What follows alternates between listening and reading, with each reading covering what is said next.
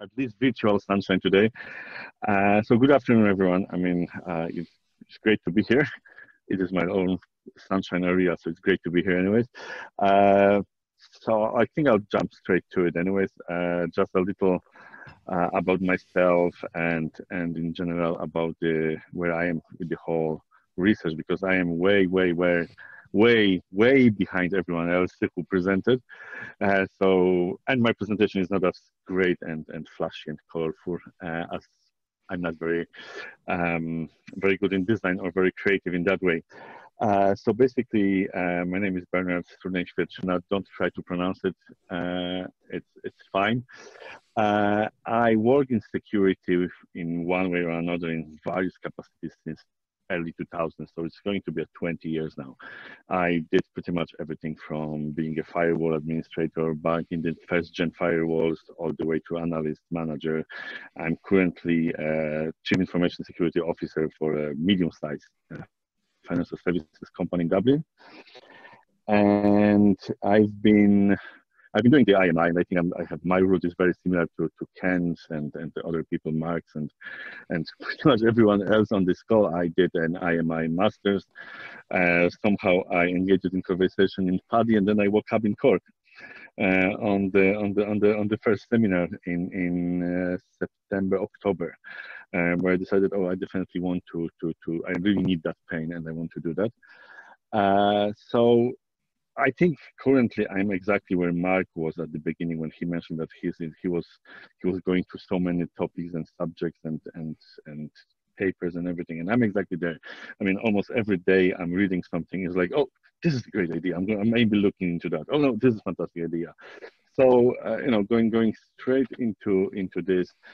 My latest thing is business continuity planning, which is a part of security. The security when it comes to three fundamentals, and two fundamentals of security. You have confidentiality, availability, and integrity. And business continuity planning is the availability plan. And the reason I started looking into that recently is the COVID-19 and pandemic, because everything we did in business continuity and disaster recovery, we did it pretty much wrong, or we didn't do it wrong, but as pandemic and COVID-19 proven, all the thinking behind our business continuity planning was just plain wrong. I have examples of at least 5 or 6 big companies that they completely failed, and they spent tons of money, actually, going into millions of euros on their business continuity planning, and they were barely able to operate till May remotely because and that's what I'm looking into my research is, because what we do with the security is that we keep doing the same thing over and over and over again for last, well, I mean, 20 years. So 20 years plus, I would say probably 40 or 50 years. We're trying to do the same thing, and we're expecting almost a different results. And what happened with the COVID-19 is that the whole thinking around business continuity was always me as an organization and me as my small local office will have a problem. So how do we mitigate that issue when there's task techniques like have a co-location and or different locations, send people to work in the big prepared warehouse, be the hot site, cold site, doesn't really matter. But what happened was when the pandemic struck and global pandemic lockdown orders started coming through, all the planning around let's send people to different locations just didn't work. So and that ties I think with what we discussed a lot around the perception of cybersecurity and the technical debt in cybersecurity. So what I'm trying to say is that we have this view on cybersecurity that we should protect the data, we should protect the access to it, or the integrity of it, or make sure it's ready, available, and it can be accessed by people who need it when they need it. But yet what we do, we don't seem to actually care about it in the sense that there's no training, there's no planned teaching or anything like that around the cybersecurity. What one of the things that I started to looking at and looking at the perceptions is that do we care, I think. So I looked at a couple of big cyber events when the companies lost money, when they lost companies clients data and so on and so forth, and clients and people whose data was lost, they moved on very quickly. And so what I started to looking at was, should we actually, and that is my dreamed outcome, I guess, and my dreamed impact of the whole research would be that, is that I believe that we should introduce cybersecurity as part of standard, almost curriculum from very early age. Because what happens at the moment, and again, that's coming from what I'm reading and I'm trying to research, is that there's no country in the world that would teach cybersecurity or security, information security, or data privacy or data protection, or whatever we want to call it, at early age. But what we do have is we have kids as young as 4, 3, 5, playing with mobile phones, playing with the iPads, playing with the tablets, game consoles, and so on. So they being immersed in the technology from very early year, from internet, all devices, social media, and everything else. But we do not teach them on how to actually safe use it, on kind of a cyber hygiene, and how to protect themselves, I guess. It's like I always compare it to maybe having living by next to a very busy street or very busy road, or almost like a national road with the dual carriage kind of style of road, and never telling your kids, oh, by the way, when you're crossing the road, you need to look at the cars, and then being surprised, oh, for some reason on that estate there's lots of people being killed when they're crossing the road. We don't know why. And the same thing we do in the cybersecurity. There's lots of problems in the cybersecurity that should not exist anymore. Phishing shouldn't exist. Lots of spear phishing, lots of very simple hacking techniques shouldn't be really existing anymore. With the simple education and the simple techniques, simple technology solutions, they can be completely negated. Yet, for last 20 years, we're doing the same thing over and over. We try to throw more policies and more expensive, sometimes, technology, but we don't educate people on it, and we don't tell them what is it about, why we need cybersecurity, and how this is going to actually benefit them.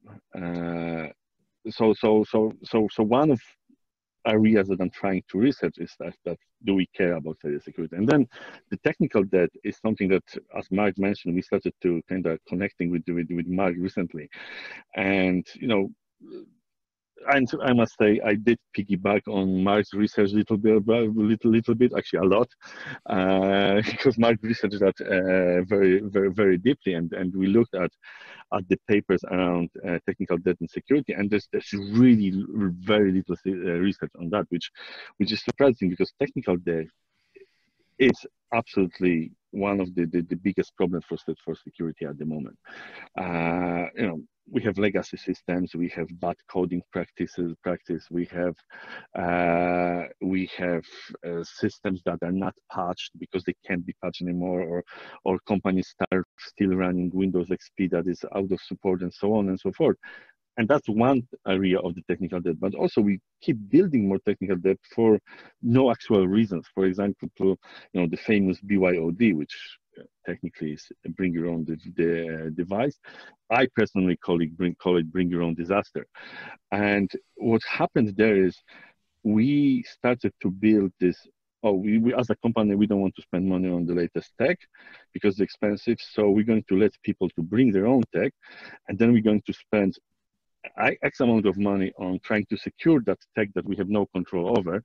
And that builds a massive liability for the company. Now moving on, because I think time-wise, I'll try to keep it, because I can stay on this page for hours and just keep talking and talking and talking. Probably people won't be even listening. I'll try to move on what I did so far. And as I said, I'm not as advanced as the other guys, unfortunately, and I'm only on the beginning of my journey. So far, one of the things I already did was I was looking at the human factors in information security. Again, there's quite a lot of research on that, and from the research, what we're seeing, there's human factor is the biggest issue. But again, I'm going back to the fact that we just don't educate people on the security, and hence the human factor is so problematic. Now, the perception of information security, I have as going back to October, November, when I started looking into this, I'm still only seeing few papers and almost all references going back to the same 2007 survey from the Technical University in China. And again, it's an interesting area from my point of view, and it kind of connects really well with everything I'm kind of envisaging about the cybersecurity and how I would like to change it and maybe push the world into make cybersecurity as one of the things we teach kids, and one of the things we teach everyone before they reach 25 or 20 and they hit the workforce and they are completely not ready or completely full of really bad habits. But the limitations and problem I have is that all the research, maybe not all the research, but lots of papers are referring the same study. The study was extremely biased, in my opinion, because it was done on the university, and it was done at technical university. So by definition, there were people who had some technology and there are some technology interest. The second thing, because it was Chinese university, and I have nothing against China as such, but the cultural differences are hard to not talk about. So what's next for me is the more literature reviews. I'm still on the early stages, and I'm still researching papers and reading and trying to get to some meaningful information there. I'm working more on the limitations of the existing studies and looking at the biases, and right now the whole pandemic and COVID-19 and the security around that, and the fact that lots of that failed because of the pandemic, and how trends are changing is one of the most interesting things for me. So I'm looking into that, and that's pretty much it. Man, Bernard. So very interesting topic, and obviously, again, there's a few topics today that are particularly sort of relevant in the COVID-19. This being one of them. So just reading some of the comments here, from Mark, just saying, well done, Bernard, interesting presentation, but asking maybe about the language. Do organizations really have the language to talk about maybe cybersecurity? But also, is there a huge gap between firms burying their heads in the sand and then total panic? Yeah, and I mean, it's 100%. There's no realistic language. The security language is, sometimes I have a feeling that it's actually purposely made really blurry and made no sense. I personally actually hate the whole cybersecurity word, because it means really little, and it's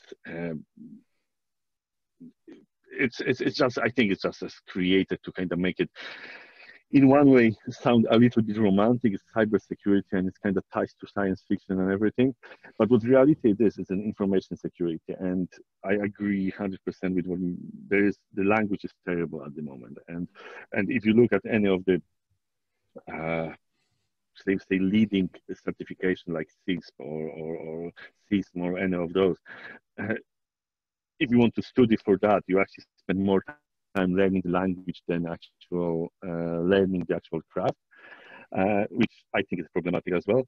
But also, I think again, it's going back to the early stages. We need to start teaching about it very early. And I don't know if one of the examples I remember very well is couple of 1 year ago, or a year and a half ago, I was speaking on the conference in London about the cybersecurity, and there was a panel on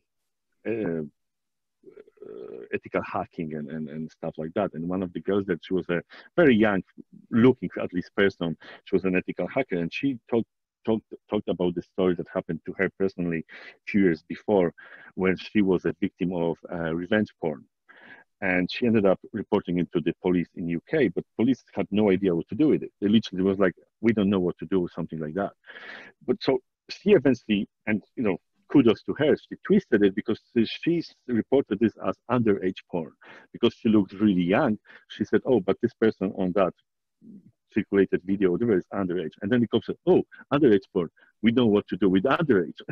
And I think it's going back to the fact that the kids, literally the kids, the young people, by the time they are 14, 15, 16, and hormones starting to hit them, and internet only, let's say, doesn't help with it much. They are already so immersed into technology, into mobile phones, into data, and in social media, that at that stage, if we start talking to them about data privacy, about protecting themselves, about security, they are already lost. We're losing them. And I had that talk. I was asked to do a talk to a high school, secondary school, I guess here, kids, and there's almost no getting to it. Interestingly enough, I was also asked to do a talk to a scouting group here in Ireland, and they were all kids, probably around 7, 6, 9 years of age. And I had to talk about security, about data privacy. I was trying to make it, less cybersecurity and more be careful what you're doing, road rules and stuff like that. And it was way, way more successful than talking to older kids. So, as I think Jeremy said, what we can do, and I think, and I don't know how. Maybe that's probably one of my goals, and my impact of this research is somehow convey that message to the government and the people in charge, that we have to start teaching. And I was a bit cheeky and so said maybe we should teach religious education and in replace it with information security and data privacy education. That could work.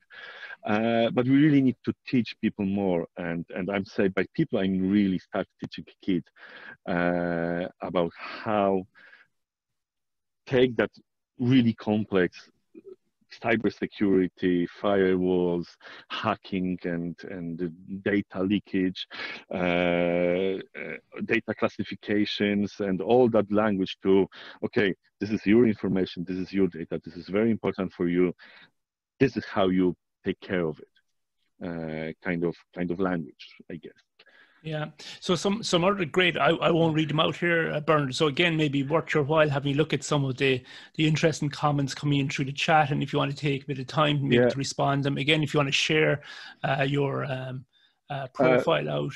Yeah, I'm just looking for the question from Gordon here. And yes, that is one of the biggest problems actually. Most of the hacking, let's call it hacking, or data breaches, actually happens from beyond the organization boundary. I mean, one of the most famous target hacks, what happened there was that the company that was actually attacked was a supplier, was a very small supplier to Target, and through them, Target was accessed. And again, I think it's a lot about education and a lot about looking, as Graham said, looking beyond the organization. I think that's why I'm looking at the COVID-19 scenario and business continuity, because that's exactly what happened in this case. Mm-hmm. Almost everything we knew about business continuity was look at your organization boundaries, which pandemic now proved, no, that's not enough. That's not merely not enough. Nowhere near to be enough, actually, because in this scenario, and that is very true to lots of cybersecurity, it's not just one bubble of your office in Dublin or your office in New York being affected. It's the world around you, and the world around you is becoming more connected, and the world around us is becoming more more data driven and more digitalized, that these boundaries were going to be crossed on way more levels than just business continuity protocols or plans.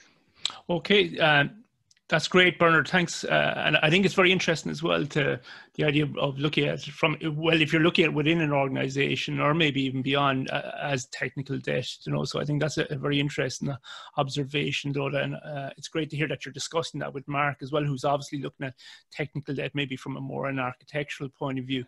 Okay.